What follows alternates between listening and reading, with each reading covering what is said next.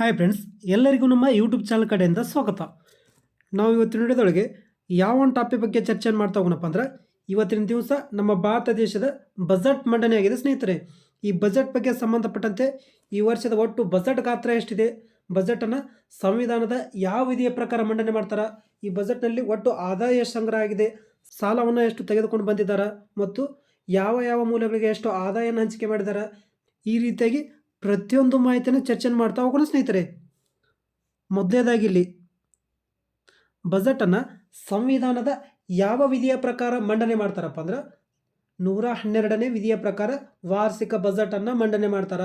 ಹಾಗಾದ್ರೆ ಬಜೆಟನ್ನು ಮಂಡನೆ ಮಾಡೋಕ್ಕಿಂತ ಮುಂಚೆ ಹಣಕಾಸು ಸಚಿವರು ಯಾರ ಒಂದು ಅನುಮತಿ ಪಡೆಯಬೇಕಪ್ಪ ಅಂದ್ರೆ ನಮ್ಮ ಭಾರತ ದೇಶದ ರಾಷ್ಟ್ರಪತಿಯವರ ಅನುಮತಿಯನ್ನು ಪಡೆಯಬೇಕಾಗುತ್ತೆ. ಪಡೆದಾದ್ಮೇಲೆ ಬಜೆಟನ್ನು ಮಂಡನೆ ಮಾಡ್ತಾರೆ ನೋಡಿ ಸ್ನೇಹಿತರೆ. ನೆಕ್ಸ್ಟು ಈ ವರ್ಷದ ಬಜೆಟನ್ನು ಯಾರು ಮಂಡನೆ ಮಾಡ್ತಾರೆ, ನಮ್ಮ ದೇಶದ ಫೈನಾನ್ಸ್ ಮಿನಿಸ್ಟರ್ ಆದ ನಿರ್ಮಲಾ ಸೀತಾರಾಮನ್ ಅವರು ಮಂಡನೆ ಮಾಡ್ತಾರೆ. ಹಾಗಾದರೆ ಇವರು ಮಂಡನೆ ಮಾಡಿದ ಎಷ್ಟನೇ ಬಜೆಟ್ ಅಪ್ಪ ಅಂದರೆ ಈ ವರ್ಷದ್ದು 8ನೇ ಕೇಂದ್ರ ಬಜೆಟ್ ಆಗಿದೆ ನೋಡಿ ಸ್ನೇಹಿತರೆ. Very very important. ಹಾಗಾದರೆ ಈ ವರ್ಷದ ಒಟ್ಟು ಬಜೆಟ್ ಗಾತ್ರ ಎಷ್ಟಿದೆ, 50.65 ಲಕ್ಷ ಕೋಟಿ ರೂಪಾಯಿ ಇದೆ. ಎಷ್ಟಿದೆ, 50.65 ಲಕ್ಷ ಕೋಟಿ ರೂಪಾಯಿ ಒಂದು ಬಜೆಟ್ ಗಾತ್ರವಾಗಿದೆ. ನೆಕ್ಸ್ಟು ಒಟ್ಟು ಆದಾಯ ಸಂಗ್ರಹ ಎಷ್ಟಾಗಿದೆ ಅಂತ ತಿಳ್ಕೊತ ಹೋಗೋಣ. ಒಟ್ಟು ಆದಾಯ ಸಂಗ್ರಹ ಅಂದರೆ ತೆರಿಗೆ ಮೂಲಗಳಿಂದ ಆಗಿರ್ಬೋದು ಮತ್ತು ತೆರಿಗೆಯೇತರ ಮೂಲಗಳಿಂದ ಆಗಿರ್ಬೋದು. ಎಷ್ಟು ಸಂಗ್ರಹವಾಗಿದೆ, 42,70,233 ಲಕ್ಷ ಕೋಟಿ ರೂಪಾಯಿ ಆದಾಯ ಸಂಗ್ರಹವಾಗಿದೆ. ಎಷ್ಟು, 42,70,233 ಲಕ್ಷ ಕೋಟಿ ರೂಪಾಯಿ ಸಂಗ್ರಹವಾಗಿದೆ. ನೆಕ್ಸ್ಟು ವಿತ್ತೀಯ ಕೊರತೆ ಎಷ್ಟಿದೆ ಅಂದರೆ ಫಿಸಿಕಲ್ ಡೆಫಿಸಿಟ್ ನೋಡಿ ಸ್ನೇಹಿತರೆ. ಎಷ್ಟಿದೆ, 15,68,936 ಲಕ್ಷ ಕೋಟಿ ರೂಪಾಯಿ ಫಿಸಿಕಲ್ ಡೆಫಿಸಿಟ್ ಇದೆ. ಅಂದರೆ ನಮ್ಮದು ಕೊರತೆ ಬಜೆಟ್ ನೋಡಿ ಸ್ನೇಹಿತರೆ. ಹಾಗಾದರೆ ಈ ವರ್ಷದ 2025-26ನೇ ಸಾಲಿನ ಬಜೆಟ್ನೊಳಗೆ ಒಟ್ಟಾರೆ GDP ಒಳಗೆ 4.4% ವಿತ್ತೀಯ ಕೊರತೆ ಅಂತ ಅಂದಾಜು ಮಾಡಲಾಗಿದೆ. ಹೋದ ವರ್ಷದ ಬಜೆಟ್ನೊಳಗೆ ವಿತ್ತೀಯ ಕೊರತೆ ಎಷ್ಟಿತ್ತು, 4.9% ಅಷ್ಟಿತ್ತು ನೋಡಿ ಸ್ನೇಹಿತರೆ. ಈ ವರ್ಷ 5% ಕಡಿಮೆ ಆಗಿದೆ. ನೆಕ್ಸ್ಟು ಈ ವರ್ಷದ ಬಜೆಟ್ನೊಳಗೆ 4 ಪ್ರಮುಖ ಕ್ಷೇತ್ರಗಳನ್ನು ಅಭಿವೃದ್ಧಿ ಮಾಡ್ಬೇಕಂತ ಒಂದು ಗುರಿಯನ್ನು ಹಾಕ್ಕೊಂಡಿದ್ದಾರೆ. ಅವ್ಯಾವಪ್ಪ ಅಂದರೆ ಅಗ್ರಿಕಲ್ಚರ್ ನೋಡಿ ಸ್ನೇಹಿತರೆ. ನಮ್ಮ ದೇಶದ ಬೆನ್ನೆಲುಬು ರೈತ ಅಗ್ರಿಕಲ್ಚರನ್ನು ಅಭಿವೃದ್ಧಿ ಮಾಡ್ಬೇಕಂತ ಗುರಿಯನ್ನು ಹಾಕಿಕೊಂಡಿದ್ದಾರೆ.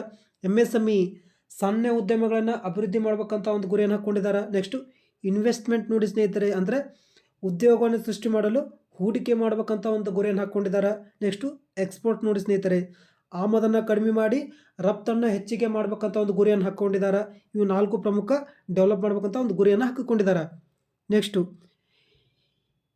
ಈ ವರ್ಷದ ಬಜೆಟ್ನೊಳಗೆ ಆದಾಯ ತೆರಿಗೆಯನ್ನು ಯಾವ ರೀತಿಯಾಗಿ ಸಡಿಲಿಕೆ ಮಾಡಿದಾರೆ ಅಂತ ತಿಳ್ಕೊತ ಹೋಗೋಣ. ಯಾವುದನ್ನು, ಇನ್ಕಮ್ ಟ್ಯಾಕ್ಸನ್ನು ಯಾವ ರೀತಿಯಾಗಿ ಸಡಿಲಿಕೆ ಮಾಡಿದಾರೆ ಅಂತ ತಿಳ್ಕೊತ ಹೋಗೋಣ. ಹೋದ ವರ್ಷದ್ದು ಇದೆ, ಈ ವರ್ಷದ್ದು ಇದೆ ನೋಡಿ ಸ್ನೇಹಿತರೆ. ಹಾಗಾದರೆ ಈ ವರ್ಷದ ಬಜೆಟ್ನೊಳಗೆ ಆದಾಯ ಮಿತಿ ಯಾವ ರೀತಿ ಇದೆ, ವಾರ್ಷಿಕವಾಗಿ 4 ಲಕ್ಷ ಆದಾಯವನ್ನು ಗಳಿಸ್ತಾರೆ ನೋಡಿ ಸ್ನೇಹಿತರೆ. 0ದಿಂದ 4 ಲಕ್ಷ ಆದಾಯನ ಗಳಿಸ್ತಾರೆ ನೋಡ್ರಿ. ಅಂಥವರು ಯಾವುದೇ ತೆರಿಗೆಯನ್ನು ಪಾವತಿಸುವಂತಿಲ್ಲ, ಅಂಥವರಿಗೆ ತೆರಿಗೆಯಿಂದ ವಿನಾಯಿತಿ ಇದೆ. ನೆಕ್ಸ್ಟು ವಾರ್ಷಿಕ 4 ಲಕ್ಷದಿಂದ 8 ಲಕ್ಷ ಆದಾಯನ ಗಳಿಸ್ತಾರೆ ನೋಡಿ ಸ್ನೇಹಿತರೆ. ಅಂಥವರು 5% ತೆರಿಗೆಯನ್ನು ನೀಡಬೇಕಾಗುತ್ತೆ. ನೆಕ್ಸ್ಟು ವಾರ್ಷಿಕವಾಗಿ 8 ಲಕ್ಷದಿಂದ 12 ಲಕ್ಷ ಆದಾಯನ ಗಳಿಸುವಂಥವರಿಗೆ 10% ತೆರಿಗೆ ಇದೆ. ನೆಕ್ಸ್ಟು ವಾರ್ಷಿಕವಾಗಿ 12 ಲಕ್ಷದಿಂದ 16 ಲಕ್ಷ ಆದಾಯ ಅಂತ ಗಳಿಸೋರಿಗೆ 15% ತೆರಿಗೆಯನ್ನು ವಿಧಿಸ್ತಾರೆ. ನೆಕ್ಸ್ಟು ವಾರ್ಷಿಕವಾಗಿ 16 ಲಕ್ಷದಿಂದ 20 ಲಕ್ಷ ಆದಾಯ ಗಳಿಸೋರಿಗೆ 20% ತೆರಿಗೆಯನ್ನು ವಿಧಿಸ್ತಾರೆ. ನೆಕ್ಸ್ಟು ವಾರ್ಷಿಕವಾಗಿ 20 ಲಕ್ಷದಿಂದ 24 ಲಕ್ಷ ಆದಾಯ ಅಂತ ಗಳಿಸೋರಿಗೆ ಎಷ್ಟಿದೆ ತೆರಿಗೆ, 25% ತೆರಿಗೆಯನ್ನು ವಿಧಿಸ್ತಾರೆ. ನೆಕ್ಸ್ಟು ವಾರ್ಷಿಕವಾಗಿ 24 ಲಕ್ಷಕ್ಕಿಂತ ಹೆಚ್ಚು ಆದಾಯ ಗಳಿಸ್ತಾರೆ ನೋಡ್ರಿ, ಅಂಥವ್ರಿಗೆ ಎಷ್ಟಿದೆ, 30% ತೆರಿಗೆ ಇದೆ.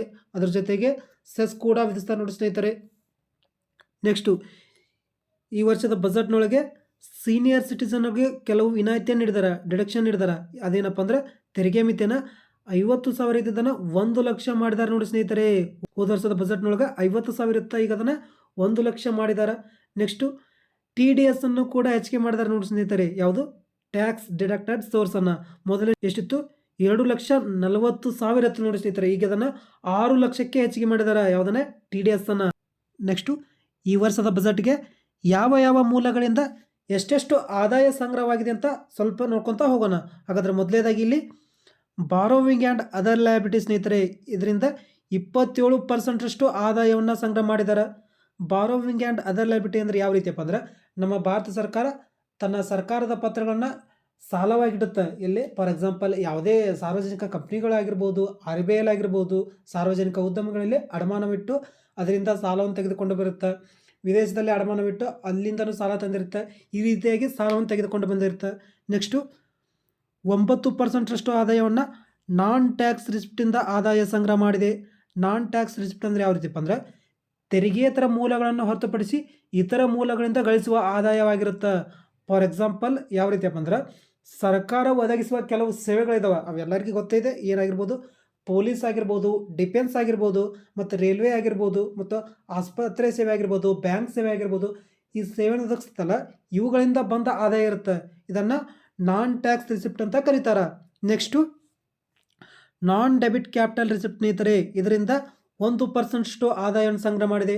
ನಾನ್ ಡೆಬಿಟ್ ಕ್ಯಾಪಿಟಲ್ ರಿಸಿಪ್ಟ್ ಅಂದರೆ ಯಾವ ರೀತಿಯಪ್ಪ ಅಂದರೆ ಸಾರ್ವಜನಿಕ ಉದ್ಯಮಗಳಲ್ಲಿ ನಮ್ಮ ಭಾರತ ಸರ್ಕಾರ ಹೂಡಿಕೆಯನ್ನು ಮಾಡಿರುತ್ತೆ.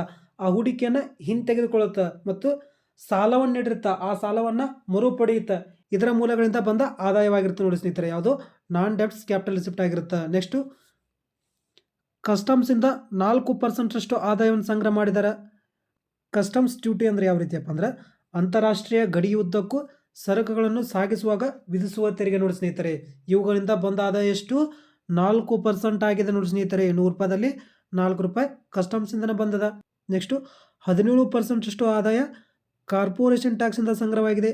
ಕಾರ್ಪೊರೇಷನ್ ಟ್ಯಾಕ್ಸ್ ಅಂದರೆ ಯಾವಪ್ಪ ಅಂದರೆ ನಮ್ಮ ಭಾರತ ದೇಶದ ಸಾರ್ವಜನಿಕ ಕಂಪ್ನಿ ಆಗಿರ್ಬೋದು ಮತ್ತು ಖಾಸಗಿ ಕಂಪ್ನಿ ಆಗಿರ್ಬೋದು, ಇವುಗಳು ಗಳಿಸುವ ಆದಾಯದ ಮೇಲೆ ವಿಧಿಸುವ ತೆರಿಗೆ ಆಗಿರುತ್ತೆ ನೋಡಿ ಸ್ನೇಹಿತರೆ. ಇದರಿಂದ 17 ರೂಪಾಯಿ ಸಂಗ್ರಹವಾಗಿದೆ. 100 ರೂಪಾಯಿದಲ್ಲಿ 17 ರೂಪಾಯಿ ಕಾರ್ಪೊರೇಷನ್ ಟ್ಯಾಕ್ಸಿಂದ ಸಂಗ್ರಹವಾಗಿದೆ. Next G S T and other taxes ಸ್ನೇಹಿತರೆ. ಜಿ ಎಸ್ ಟಿಯಿಂದ ಎಷ್ಟು ಟ್ಯಾಕ್ಸ್ ಸಂಗ್ರಹವಾಗುತ್ತಾ? 18% ಆದಾಯ ಸಂಗ್ರಹವಾಗಿದೆ. 100 ರೂಪಾಯಿದಲ್ಲಿ 18 ರೂಪಾಯಿ ಜಿ ಎಸ್ ಟಿಯಿಂದನೇ ಸಂಗ್ರಹವಾಗಿದೆ.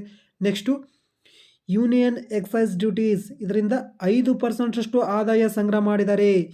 ಯೂನಿಯನ್ ಎಕ್ಸೈಸ್ ಡ್ಯೂಟೀಸ್ ಅಂದರೆ ಏನಪ್ಪ ಅಂದ್ರೆ ಸರಕುಗಳ ಉತ್ಪಾದನೆ ಪ್ರತಿ ಹಂತದ ಮೇಲೆ ವಿಧಿಸುವ ತೆರಿಗೆ ನೋಡಿ ಸ್ನೇಹಿತರೆ. ಸರಕುಗಳನ್ನು ಉತ್ಪಾದನೆ ಮಾಡ್ತಾರಲ್ಲ, ಅವುಗಳ ಪ್ರತಿ ಹಂತದ ಮೇಲೆ ವಿಧಿಸುವ ತೆರಿಗೆ ಆಗಿರುತ್ತೆ. ಇದು ಯಾವುದು? ಯೂನಿಯನ್ ಎಕ್ಸೈಸ್ ಡ್ಯೂಟಿ ಸ್ನೇಹಿತರೆ. ಇದರಿಂದ 5% ಆದಾಯ ಸಂಗ್ರಹವಾಗಿದೆ. ನೆಕ್ಸ್ಟು ಇನ್ಕಮ್ ಟ್ಯಾಕ್ಸ್ ನೋಡಿ ಸ್ನೇಹಿತರೆ. ಇದರಿಂದ 19% ಆದಾಯ ಸಂಗ್ರಹವಾಗಿದೆ. ಇನ್ಕಮ್ ಟ್ಯಾಕ್ಸ್ ಅಂದರೆ ವ್ಯಕ್ತಿಗಳು ಗಳಿಸುವ ಆದಾಯದ ಮೇಲೆ ವಿಧಿಸುವ ತೆರಿಗೆ ಆಗಿರುತ್ತೆ ನೋಡಿ ಸ್ನೇಹಿತರೆ. ಇದರಿಂದ 19 ರೂಪಾಯಿ ಸಂಗ್ರಹವಾಗಿರುತ್ತೆ. ನೆಕ್ಸ್ಟು ಈ ಮೇಲ್ಗಡೆ ಏನು ಆದಾಯ ಗಳಿಸ್ ನೋಡ್ರಿ ಸ್ನೇಹಿತರೆ, ಈ ಆದಾಯವನ್ನು ಈಗ ಯಾವ ಯಾವ ಮೂಲಗಳಿಗೆ ಎಷ್ಟೆಷ್ಟು ಖರ್ಚು ಮಾಡ್ತಾರೆ ಅಂತ ತಿಳ್ಕೊತ ಹೋಗೋಣ.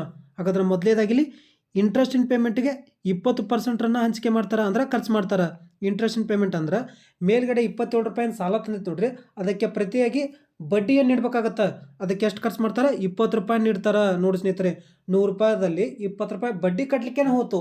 ಇನ್ನು ಉಳಿದ 80 ರೂಪಾಯಿದಾಗ ಎಲ್ಲ ಮೂಲಗಳಿಗೆ ಹಂಚಿಕೆ ಮಾಡ್ಬೇಕು ಸ್ನೇಹಿತರೆ. ಹಾಗಾದ್ರೆ ನೆಕ್ಸ್ಟ್ ಇಲ್ಲಿ ಸೆಂಟ್ರಲ್ ಸೆಕ್ಟರ್ ಸ್ಕೀಮ್ಸ್ಗೆ ಎಷ್ಟು ಖರ್ಚು ಮಾಡ್ತಾರೆ? 16% ಖರ್ಚು ಮಾಡ್ತಾರೆ. ಅದರ ಜೊತೆಗೆ ಡಿಫೆನ್ಸ್ ಆ್ಯಂಡ್ ಸಬ್ಸಿಡಿಯನ್ನು ಒಳಗೊಂಡು ಖರ್ಚು ಮಾಡ್ತಾರೆ ನೋಡಿ ಸ್ನೇಹಿತರೆ, 16%.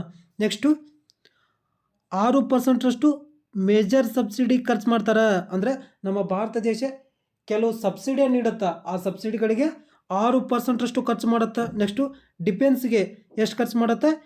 8% ಖರ್ಚು ಮಾಡುತ್ತೆ. ಅಂದರೆ 100 ರೂಪಾಯಿದಲ್ಲಿ 8 ರೂಪಾಯಿ ಡಿಫೆನ್ಸ್ಗೆ ತೆಗೆದಿಡ್ತಾರೆ. ನಮ್ಮ ಭಾರತ ದೇಶದ ರಕ್ಷಣೆಗೆ 8 ರೂಪಾಯಿನ ಖರ್ಚು ಮಾಡ್ತಾರೆ.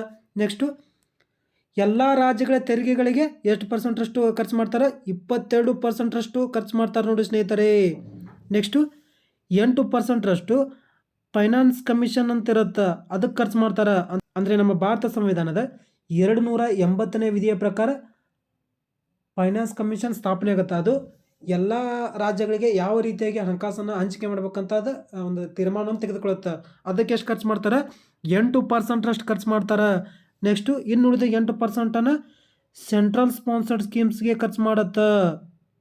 ನೆಕ್ಸ್ಟು ಅದರ್ ಎಕ್ಸ್ಪೆಂಡಿಚರ್ಗೆ ಎಷ್ಟು ಖರ್ಚು ಮಾಡುತ್ತೆ? 8% ಖರ್ಚು ಮಾಡುತ್ತೆ. ನೆಕ್ಸ್ಟು ಪೆನ್ಷನ್ಗೆ ಎಷ್ಟು ಖರ್ಚು ಮಾಡುತ್ತೆ? 4% ಖರ್ಚು ಮಾಡುತ್ತೆ ನೋಡಿ ಸ್ನೇಹಿತರೆ. ನಮ್ಮ ಭಾರತ ದೇಶ ಪೆನ್ಷನ್ಗೆ ಎಷ್ಟು ತೆಗೆದಿಟ್ಟಿದೆ? 4% ಖರ್ಚು ಮಾಡುತ್ತೆ.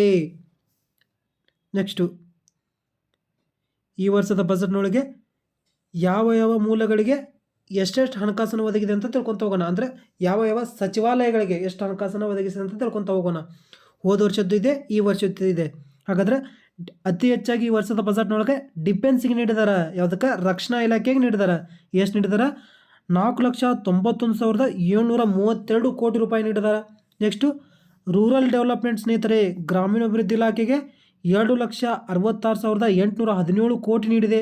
ನೆಕ್ಸ್ಟು ಹೋಮ್ ಅಫೇರ್ಸ್ ಸ್ನೇಹಿತರೆ, ಗೃಹ ಇಲಾಖೆಗೆ 2,33,211 ಕೋಟಿ ನೀಡಿದ್ದಾರೆ. Next agriculture and allied activities ಅಂದರೆ ಕೃಷಿಗೆ ಎಷ್ಟು ನೀಡಿದ್ದಾರೆ? 1,71,437 ಕೋಟಿ ನೀಡಿದ್ದಾರೆ. ನೆಕ್ಸ್ಟು ಎಜುಕೇಷನ್ ಶಿಕ್ಷಣಕ್ಕೆ ಎಷ್ಟು ನೀಡಿದ್ದಾರೆ? 1,28,650 ಕೋಟಿ ನೀಡಿದ್ದಾರೆ. ನೆಕ್ಸ್ಟು ಹೆಲ್ತ್ ಆರೋಗ್ಯಕ್ಕೆ ಎಷ್ಟು ನೀಡಿದ್ದಾರೆ? 98,311 ಕೋಟಿ ನೀಡಿದ್ದಾರೆ. ನೆಕ್ಸ್ಟ್ ಅರ್ಬನ್ ಡೆವಲಪ್ಮೆಂಟ್ ಸ್ನೇಹಿತರೆ ಅಂದರೆ ನಗರ ಅಭಿವೃದ್ಧಿ ಇಲಾಖೆಗೆ ಎಷ್ಟು ನೀಡಿದ್ದಾರೆ? 96,777 ಕೋಟಿ ನೀಡಿದ್ದಾರೆ. ನೆಕ್ಸ್ಟು IT ಆ್ಯಂಡ್ ಟೆಲಿಕಾಮ್ ಸ್ನೇಹಿತರೆ, ಇದಕ್ಕೆ ಎಷ್ಟು ನೀಡಿದ್ದಾರೆ? 95,298 ಕೋಟಿ ನೀಡಿದ್ದಾರೆ. ನೆಕ್ಸ್ಟು ಎನರ್ಜಿ ಸ್ನೇಹಿತರೆ, ಇಂಧನ, ಇದಕ್ಕೆ ಎಷ್ಟು ನೀಡಿದ್ದಾರೆ? 81,174 ಕೋಟಿಯನ್ನು ನೀಡಿದ್ದಾರೆ. ನೆಕ್ಸ್ಟು ಕಾಮರ್ಸ್ ಆ್ಯಂಡ್ ಇಂಡಸ್ಟ್ರಿ ಸ್ನೇಹಿತರೆ, ಇದಕ್ಕೆ ಎಷ್ಟು ನೀಡಿದ್ದಾರೆ? 65,553 ಕೋಟಿ ರೂಪಾಯಿ ನೀಡಿದ್ದಾರೆ. ಈ ಕಾಮರ್ಸ್ ಆ್ಯಂಡ್ ಇಂಡಸ್ಟ್ರಿ ನಮ್ಮ ಕುಮಾರಸ್ವಾಮಿ ಅವರ ಇಲಾಖೆ ನೋಡಿ ಸ್ನೇಹಿತರೆ, ಇದಕ್ಕೆ ಎಷ್ಟು ನೀಡಿದ್ದಾರೆ? 65,553 ಕೋಟಿ ರೂಪಾಯಿ ನೀಡಿದ್ದಾರೆ. ನೆಕ್ಸ್ಟು ಸೋಷಿಯಲ್ ವೆಲ್ಫೇರ್ ಸ್ನೇಹಿತರೆ, ಇದಕ್ಕೆ ಎಷ್ಟು ನೀಡಿದ್ದಾರೆ? 60,052 ಕೋಟಿ ರೂಪಾಯಿ ನೀಡಿದ್ದಾರೆ. ನೆಕ್ಸ್ಟು ಸೈಂಟಿಫಿಕ್ ಡಿಪಾರ್ಟ್ಮೆಂಟ್ಗೆ ಎಷ್ಟು ನೀಡಿದ್ದಾರೆ? 55,679 ಕೋಟಿ ನೀಡಿದ್ದಾರೆ. ಹೋದ ವರ್ಷದ ಬಜೆಟ್ಗಿಂತ ಈ ಸಲ ಹೆಚ್ಚಾಗಿ ನೀಡಿದ್ದಾರೆ ನೋಡ್ತಿದ್ದಾರೆ, ಪ್ರತಿಯೊಂದು ಇಲಾಖೆಗೆ ಹೆಚ್ಚಾಗಿ ನೀಡಿದ್ದಾರೆ. ನೆಕ್ಸ್ಟು ವಲಯವಾರು ಯೋಜನೆಗಳಿಗೆ ಎಷ್ಟು ಆದಾಯವನ್ನು ಹಂಚಿಕೆ ಮಾಡಿದ್ದಾರೆ ಅಂತ ತಿಳ್ಕೊತ ಹೋಗೋಣ. ಹಾಗಾದ್ರೆ ಮೊದಲೇದಾಗಿಲಿ ಪ್ರಧಾನಮಂತ್ರಿ ಗರೀಬ್ ಕಲ್ಯಾಣ್ ಅನ್ನ ಯೋಜನೆಗೆ ಸ್ನೇಹಿತರೆ ಎಷ್ಟು ನೀಡಿದ್ದಾರೆ? 2,03,000 ಕೋಟಿ ರೂಪಾಯಿ ನೀಡಿದ್ದಾರೆ ನೋಡಿ ಸ್ನೇಹಿತರೆ. ಮತ್ತು national highway authority of India ಸ್ನೇಹಿತರೆ NHAIಗೆ ಎಷ್ಟು ನೀಡಿದ್ದಾರೆ? 1,70,266 ಕೋಟಿ ನೀಡಿದ್ದಾರೆ. ನೆಕ್ಸ್ಟು ಮಹಾತ್ಮ ಗಾಂಧಿ ರಾಷ್ಟ್ರೀಯ ಗ್ರಾಮೀಣ ಉದ್ಯೋಗ ಖಾತ್ರಿ ಯೋಜನೆ ಸ್ನೇಹಿತರೆ, ಇದಕ್ಕೆ ಎಷ್ಟು ನೀಡಿದ್ದಾರೆ? 86,000 ಕೋಟಿ ನೀಡಿದ್ದಾರೆ. ಯಾವುದಕ್ಕೆ? MG ನರೇಗಾ ಯೋಜನೆಗೆ. ನೆಕ್ಸ್ಟು ಸಕ್ಷನ್ ಅಂಗನವಾಡಿ ಮತ್ತು ಪೋಷಣ್ 2.0 ಸ್ನೇಹಿತರೆ, ಇದಕ್ಕೆ ಎಷ್ಟು ನೀಡಿದ್ದಾರೆ? 21,960 ಕೋಟಿ ನೀಡಿದ್ದಾರೆ. ನೆಕ್ಸ್ಟು ಪ್ರಧಾನಮಂತ್ರಿ ಗ್ರಾಮ ಸಡಕ್ ಯೋಜನೆ, ಇದಕ್ಕೆ ಎಷ್ಟು ನೀಡಿದ್ದಾರೆ? 19,000 ಕೋಟಿ ನೀಡಿದ್ದಾರೆ. ನೆಕ್ಸ್ಟು ದೀನ್ ದಯಾಳ್ ಅಂತ್ಯೋದಯ ಅನ್ನ ಯೋಜನೆ, ಇದಕ್ಕೆ 19,005 ಕೋಟಿ ರೂಪಾಯಿ ನೀಡಿದ್ದಾರೆ. ನೆಕ್ಸ್ಟು ಪ್ರಧಾನಮಂತ್ರಿ ಮತ್ಸ್ಯ ಸಂಪದ ಯೋಜನೆ ಮೀನುಗಾರರಿಗೆ ಎಷ್ಟು ನೀಡಿದ್ದಾರೆ? 2,465 ಕೋಟಿ ನೀಡಿದ್ದಾರೆ. ನೆಕ್ಸ್ಟು ಆಯುಷ್ಮಾನ್ ಭಾರತ್ ಸ್ನೇಹಿತರೆ ಅಂದರೆ ಪ್ರಧಾನಮಂತ್ರಿ ಜನ್ ಆರೋಗ್ಯ ಯೋಜನೆಗೆ 9,406 ಕೋಟಿ ನೀಡಿದ್ದಾರೆ. ನೆಕ್ಸ್ಟು ಪ್ರಧಾನಮಂತ್ರಿ ಆವಾಸ್ ಯೋಜನೆ ಸ್ನೇಹಿತರೆ, ಇದು ಗ್ರಾಮೀಣ ಸ್ನೇಹಿತರೆ, ಇದಕ್ಕೆ ಎಷ್ಟು ನೀಡಿದ್ದಾರೆ? 54,832 ಕೋಟಿ ನೀಡಿದ್ದಾರೆ, ಅಂದರೆ ಮನೆ ನಿರ್ಮಾಣ ಸ್ನೇಹಿತರೆ ಇದು. ನೆಕ್ಸ್ಟು ಪ್ರಧಾನಮಂತ್ರಿ ಆವಾಸ್ ಯೋಜನೆ ಅರ್ಬನ್ ಸ್ನೇಹಿತರೆ ನಗರಕ್ಕೆ ಎಷ್ಟು ನೀಡಿದ್ದಾರೆ? 19,794 ಕೋಟಿ ನೀಡಿದ್ದಾರೆ.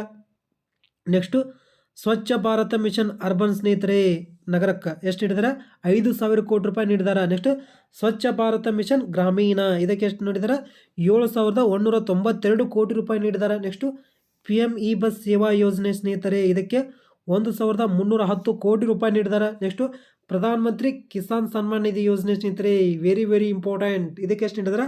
63,500 ಕೋಟಿ ರೂಪಾಯಿ ನೀಡಿದ್ದಾರೆ ನೋಡಿ ಸ್ನೇಹಿತರೆ. ನೆಕ್ಸ್ಟು ಯೂರಿಯಾ ಸಬ್ಸಿಡಿಗೆ ಇದಕ್ಕೆ ಎಷ್ಟು ನೀಡಿದ್ದಾರೆ? 1,17,900 ಕೋಟಿ ರೂಪಾಯಿ ನೀಡಿದ್ದಾರೆ ನೋಡಿ ಸ್ನೇಹಿತರೆ ಯೂರಿಯಾ ಸಬ್ಸಿಡಿಗೆ. ನೆಕ್ಸ್ಟು ಕ್ರಾಪ್ ಇನ್ಶೂರೆನ್ಸ್ ಸ್ಕೀಮ್ಗೆ ಎಷ್ಟು ನೀಡಿದ್ದಾರೆ? 12,742 ಕೋಟಿ ರೂಪಾಯಿ ನೀಡಿದ್ದಾರೆ. ನೆಕ್ಸ್ಟು ಪ್ರಧಾನಮಂತ್ರಿ ಕೃಷಿ ಸಿಂಚಾಯಿ ಯೋಜನೆಗೆ ಎಷ್ಟು ನೀಡಿದ್ದಾರೆ? 8,260 ಕೋಟಿ ರೂಪಾಯಿ ನೀಡಿದ್ದಾರೆ. Next Jal Jeevan mission and national rural drinking water mission ಸ್ನೇಹಿತರೆ, ಇದಕ್ಕೆ ಎಷ್ಟು ನೀಡಿದ್ದಾರೆ? 67,000 ಕೋಟಿ ರೂಪಾಯಿ ನೀಡಿದ್ದಾರೆ ನೋಡಿ ಸ್ನೇಹಿತರೆ. Next post matrix scholarship for SC ಕ್ಯಾಟಗರಿಗೆ ಎಷ್ಟು ನೀಡಿದ್ದಾರೆ? 6,360 ಕೋಟಿ ರೂಪಾಯಿ ನೀಡಿದ್ದಾರೆ. ನೆಕ್ಸ್ಟು ಮಿಷನ್ ವಾತ್ಸಲ್ಯ ಅಂದರೆ child protection service and child welfare service ಸ್ಕೀಮ್ಗೆ ಎಷ್ಟು ನೀಡಿದ್ದಾರೆ? 1,500 ಕೋಟಿ ರೂಪಾಯಿ ನೀಡಿದ್ದಾರೆ. ನೆಕ್ಸ್ಟು ಮಿಷನ್ ಶಕ್ತಿಗೆ ಎಷ್ಟು ನೀಡಿದ್ದಾರೆ? 3,150 ಕೋಟಿ ರೂಪಾಯಿ ನೀಡಿದ್ದಾರೆ. ನೆಕ್ಸ್ಟು ನ್ಯೂ ಎಂಪ್ಲಾಯ್ಮೆಂಟ್ ಗ್ಯಾರಂಟಿ ಸ್ಕೀಮ್ಗೆ ಎಷ್ಟು ನೀಡಿದ್ದಾರೆ? 20,000 ಕೋಟಿ ರೂಪಾಯಿ ನೀಡಿದ್ದಾರೆ. ನೆಕ್ಸ್ಟು ಡೈರಿ ಡೆವಲಪ್ಮೆಂಟ್ ಉದ್ಯಮಕ್ಕೆ 1,000 ಕೋಟಿ ರೂಪಾಯಿ ನೀಡಿದ್ದಾರೆ. ನೆಕ್ಸ್ಟು ಮೆಟ್ರೋ ಪ್ರಾಜೆಕ್ಟ್ಗೆ ಎಷ್ಟು ನೀಡಿದ್ದಾರೆ? 31,239 ಕೋಟಿ ರೂಪಾಯಿ ನೀಡಿದ್ದಾರೆ. ನೆಕ್ಸ್ಟು ಅಟಲ್ ಭೂಜಲ ಯೋಜನೆಗೆ ಎಷ್ಟು ನೀಡಿದ್ದಾರೆ? 1,780 ಕೋಟಿ ರೂಪಾಯಿ ಹಂಚಿಕೆ ಮಾಡಿದ್ದಾರೆ. ನೆಕ್ಸ್ಟು ಎಂಪ್ಲಾಯಿ ಪೆನ್ಷನ್ ಸ್ಕೀಮ್ ಅಂದರೆ 1995 ಹಳೇದಕ್ಕೆ ಎಷ್ಟು ನೀಡಿದ್ದಾರೆ? 11,250 ಕೋಟಿ ರೂಪಾಯಿ ನೀಡಿದಾರೆ. ನೆಕ್ಸ್ಟು PM ವಿಶ್ವಕರ್ಮ ಯೋಜನೆಗೆ 5,100 ಕೋಟಿ ರೂಪಾಯಿ ನೀಡಿದಾರೆ. ನೆಕ್ಸ್ಟು ಸ್ಕಿಲ್ ಇಂಡಿಯಾ ಪ್ರೋಗ್ರಾಮ್ಗೆ ಎಷ್ಟು ನೀಡಿದಾರೆ? 2,700 ಕೋಟಿ ರೂಪಾಯಿ ನೀಡಿದಾರೆ. ನೆಕ್ಸ್ಟು ಸ್ಪೇಸ್ ಟೆಕ್ನಾಲಜಿಗೆ ಎಷ್ಟು ನೀಡಿದಾರೆ? 10,230 ಕೋಟಿ ರೂಪಾಯಿ ನೀಡಿದಾರೆ. Next member of parliament local area development schemes ನೀಡಿದ್ದಾರೆ. MPLAD ಯೋಜನೆಗೆ ಎಷ್ಟು ನೀಡಿದಾರೆ? 3,952 ಕೋಟಿ ರೂಪಾಯಿ ನೀಡಿದಾರೆ. ನೆಕ್ಸ್ಟು ಖೇಲೋ ಇಂಡಿಯಾಕ್ಕೆ ಎಷ್ಟು ನೀಡಿದಾರೆ? 1,000 ಕೋಟಿ ರೂಪಾಯಿನ ಹಂಚಿಕೆ ಮಾಡಿದಾರೆ. Thank you friends. ಈ ಮಾಹಿತಿ ನಿಮಗೆ ಇಷ್ಟವಾಗಿದ್ದರೆ ನಮ್ಮ ಚಾನಲ್ ಆದ ಅಡ್ಡಾ ವಾರಿಯರ್ಸ್ ಯೂಟ್ಯೂಬ್ ಚಾನಲ್ಗೆ ಲೈಕ್ ಮಾಡಿ, ಶೇರ್ ಮಾಡಿ, ಸಪೋರ್ಟ್ ಮಾಡಿ. ಕೆಳಗಡೆ ಕಮೆಂಟ್ ಬಾಕ್ಸ್ ಒಳಗೆ ನಿಮ್ಮ ಅನಿಸಿಕೆಯನ್ನು ತಿಳಿಸಿ. Once again thank you.